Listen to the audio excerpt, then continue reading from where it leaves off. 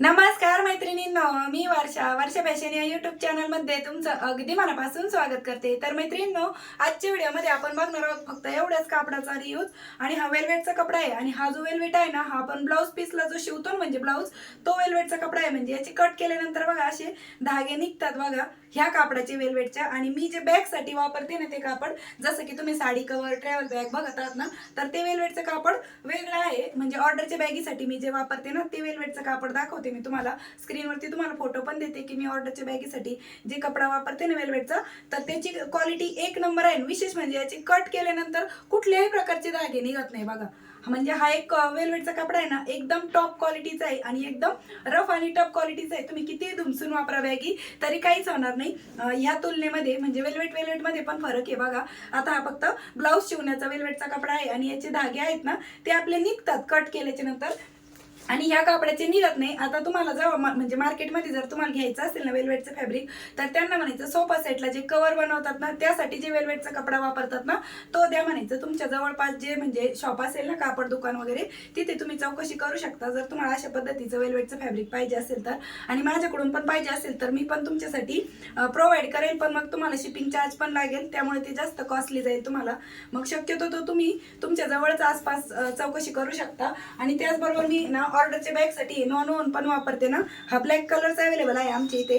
आणि तुम्हाला पण मी हेच प्रोव्हाइड करत आहे ज्या ताईंना मिळत नाही त्यांच्या तिथे आणि काम करण्याला अडचण नको यायला, म्हणून मी तुमच्यापर्यंत पण हे पोहोचवत आहे। आणि याचे पण धागे निघत नाही आणि याची पण क्वालिटी एक नंबर आहे। फक्त शिपिंग चार्जेस तुम्हाला एक्स्ट्रा पे करावे लागतात, म्हणून तुम्ही तुमच्या जवळपास भेटलं तर चांगलंच आहे, किंवा मग मी पण तुम्हाला प्रोव्हाइड करेल। मला इंस्टाग्रामवरती तुम्ही डायरेक्ट मेसेज करू शकता, तुम्हाला काय पाहिजे त्यानुसार झिप रनर सगळंच तुम्हाला मी पुरवेल। जे तुम्हाला पाहिजे असेल ते तुम्ही मला इंस्टाग्रामवरती डायरेक्ट मेसेज करू शकता। जे आता नव्याने बिझनेस सुरू करू पाहत आहेत ना आणि त्यांना कापड भेटत नसेल, त्यांची म्हणजे बॅग साठी लागणारं मटेरियल भेटत नसेल, तर तुम्ही एकदा माझ्याकडून हे पीस ऑर्डर करा आणि मग तुमच्या तिथे जवळपास जिथे भेटेल ना तिथे दाखवा हा कपडा। तिथे भेटलं तर मग तुम्हाला चांगलंच आहे, तिथले तिथे तुम्हाला घेता येईल। आणि एकदा घेऊन बघा म्हणजे तुम्हाला त्याची क्वालिटी दाखवता येईल। हातात आल्याच्या नंतर तुम्हाला याची क्वालिटी कळणार आहे। म्हणजे एकदम जाडजूड आणि रफ आणि टफ क्वालिटीचा आहे। जेव्हा तुम्ही घेता तुमच्या घरापर्यंत येईल आणि तुम्ही जेव्हा हातात घेता ना हा कपडा ना, तेव्हाच तुम्हाला या कापडाची क्वालिटी कळणार आहे। कारण की ज्या ज्या ताईंना मी ऑर्डरच्या बॅगी दिल्या ना त्यांना म्हणजे प्रतिसाद त्यांचा छान आलेला आहे, रिस्पॉन्स चांगला आलेला आहे आणि त्यांनी रिपीट ऑर्डर पण मला दिलेले आहेत। त्यामुळे सांगते तुम्ही पण नक्कीच तुमची छोटीशी सुरुवात करत असाल तर आपली कपडा क्वालिटी एक नंबर द्या, कारण की कापड आणि क्वालिटी आणि आपली फिनिशिंग यावरतीच आपल्याला पुढची ऑर्डर आहे ती अवलंबून असते।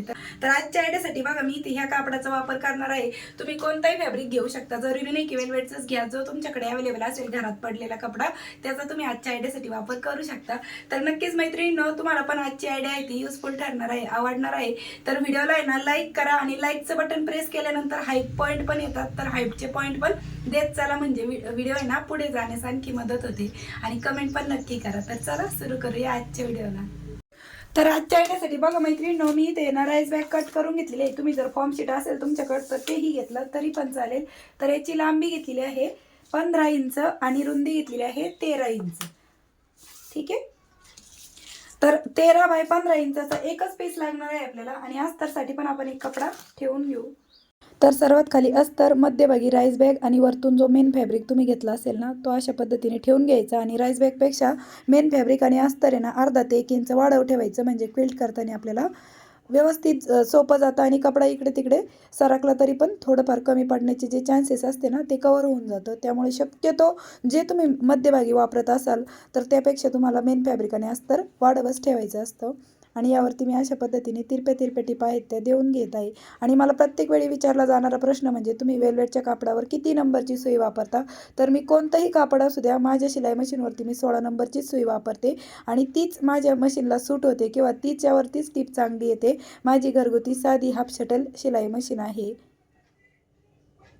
क्विल्टिंग करून झाल्याच्या नंतर मैत्रिणींनो, मी इथे रेडीमेड बेल्ट वापरणार आहे, कारण की माझ्याकडे आता हा वेलवेटचा कपडा शिल्लक नाही। त्यामुळे तुमच्याकडे जर मॅचिंग कलर असेल तर चांगलंच आहे। तर बघा ह्याची लांबी मी इथे 16 इंच घेत आहे।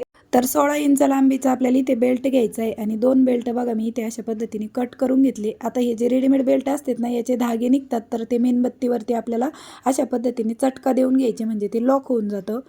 तर ज्या पद्धतीने दोन्ही बेल्टला मी लॉक करून घेतलं, मेणबत्तीवरती चटका देऊन घेतला. आता त्यानंतर आपल्याला हे बेल्ट लावायचे कुठे ते सांगते.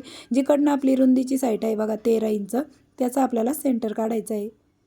ठीक आहे, या पद्धतीने फोल्ड केला आणि इथे एक सेंटरला मार्क करून घेतलं. आता सेंटरपासून आपल्याला 1.5 इंच इकडे आणि 1.5 इंच तिकडे अशी मार्किंग करून घ्यायची.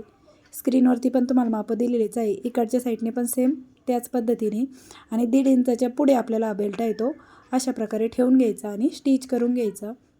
आणि एका ताईंची मला अशी पण कमेंट आली होती की बेल्टवरती झिप कशी अटॅच करायची ते हळू दाखवा. तर ह्या व्हिडिओमध्ये मी तुम्हाला एकदमच हळू दाखवणार आहे.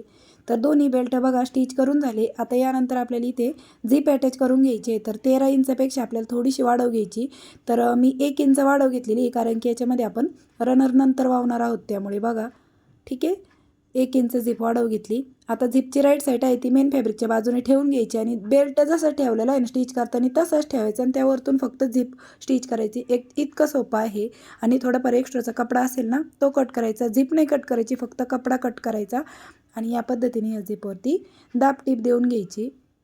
आणि बेल्टवरती पण आता आपली मशीन मागे पुढे करत जास्तीची लॉकची टीप देऊन घ्यायची, म्हणजे बेल्ट आपला मजबूत राहतो. त्यासाठी एकदम कडेला दाब टीप दिलेली आहे मी आणि त्यामुळे मग आतल्या साईडनी ना झिपचा जो एक पार्ट असतो ना तो उचलल्यासारखाच राहतो, म्हणून डबल दाब टीप मी इथे देऊन घेत आहे, म्हणजे फिनिशिंग पण चांगली येते. ठीक आहे, आता जशी इकडनं आपण हे झिप स्टिच केली ना तसंच इकडच्या साईडने पण करून घ्यायची. हवं तर तुम्ही हे दोन्ही सेंटरला सेंटर मॅच करत चला, म्हणजे बेल्ट आहे ना ते मागे पुढे होणार नाही तुमचे ज्यावेळेस झिपचा दुसरा पार्ट स्टिच करताना त्यावेळेस. आता त्यानंतर इकडच्या साईडने वाढव कपडा होता तो कट केला आणि ही झिप आपल्याला ओपन करून घ्यायची आणि इकडनं पण आपल्याला दाब टीप देऊन घ्यायची आहे जशी त्या साईडने दिली होती.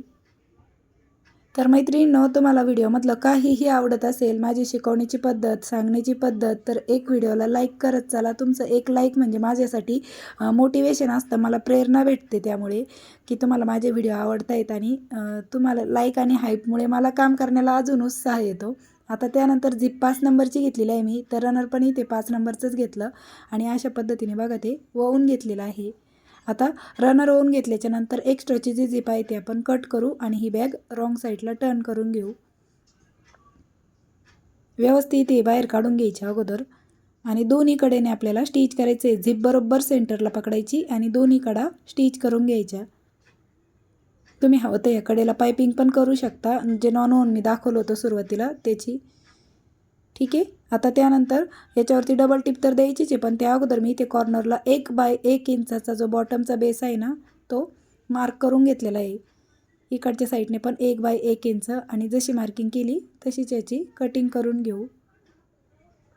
आता त्यानंतर आपण इकडनं कडेकडेला परत डबल टिप देऊन घेऊ. स्टार्टिंगला आणि एंडिंगला लॉकची टिप द्यायची, म्हणजे जे आपण बेस स्टिच करतो ना तेव्हा तिथला पार्ट आहे तो ओपन होत नाही. ठीक आहे, आणि या पद्धतीने आपल्याला बॉटमचा बेस स्टिच करून घ्यायचा आहे. तर मी तुम्हाला इथे एक बेस आहे तो स्टिच करून दाखवला आणि याच पद्धतीने मी दुसरा पण जो बॉटमचा बेस आहे ना तो पण स्टिच करून घेते आणि दाखवते. तर अशा प्रकारे मैत्रिणींनो, दुसऱ्या साईडने पण मी हा बॉटमचा बेस आहे तो स्टिच करून घेतलेला आहे आणि यावरती परत डबल टिप आपण देऊन घेतलेला आहे. आता त्यानंतर आपल्याला ही झिप आहे ती ओपन करून घ्यायची आणि ही बॅग राईट साईडला टर्न करून घेऊ. आणि बघा, फक्त एकाच आपण आयताकृती कापडापासून किती सुंदर अशी पर्स आहे ती घरच्या घरी बनवलेली आहे. छोटे छोटे तुकड्यांचा वापर करून पण तुम्ही अशा क्रिएटिव्ह आयडिया आहेत ते नक्कीच ट्राय करू शकता. ठीक आहे, आणि आतमधला स्पेस बघा, एवढा मोठा असा स्पेस आहे